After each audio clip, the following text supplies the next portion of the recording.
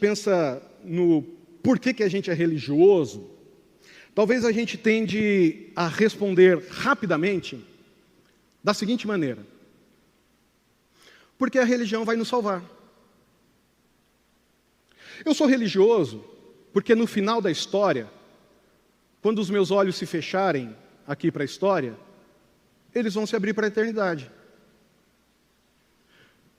Quando eu morrer, eu vou para o céu. Então, qual a minha vantagem de ser religioso? Salvação. Certo? No final das contas, no final de tudo, a gente divide a humanidade em dois grandes grupos. Aqueles que irão para o céu e aqueles que irão para o inferno. Há uma tradição religiosa que diz que existe um grupo do meio, dentre esses que irão para o céu, que são aqueles que irão para um espaço chamado purgatório. No final das contas, a gente divide o ser humano entre salvos e perdidos, crente e não crente, condenados e não condenados. Mas sabe o que é estranho dessa história toda? Que quem divide esse grupo dessa maneira são os salvos. Já perceberam?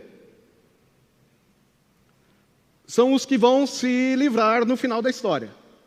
Porque os não condenados, eles não dizem assim: nós somos os condenados e eles são os salvos. Normalmente são os salvos que dizem assim: nós estamos certos e aqueles estão errados. Seja a religião que for, se for a cristã, como a nossa, a gente diz: nós estamos certos. O resto está errado. As outras religiões dizem a mesma coisa. Por fim das contas, para que serve a religião? Para dividir entre aqueles que estão certos e errados, os bons e os maus, os salvos e os não salvos. Na carta de Paulo, ou a carta de Romanos, o Paulo está discutindo aqui no capítulo 1 justamente essas posições.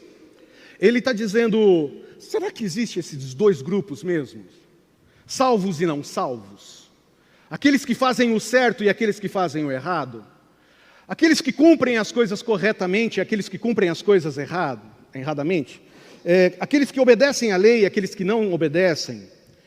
E aí, no argumento paulino, é que todo mundo fez errado. Usando um pouco a expressão da semana passada, nós somos farinha do mesmo saco. Todo mundo é pecador. Ninguém consegue fazer o certo. A gente precisa da graça de Deus, todo mundo. É por isso que a graça se mostra salvadora a todas as gentes.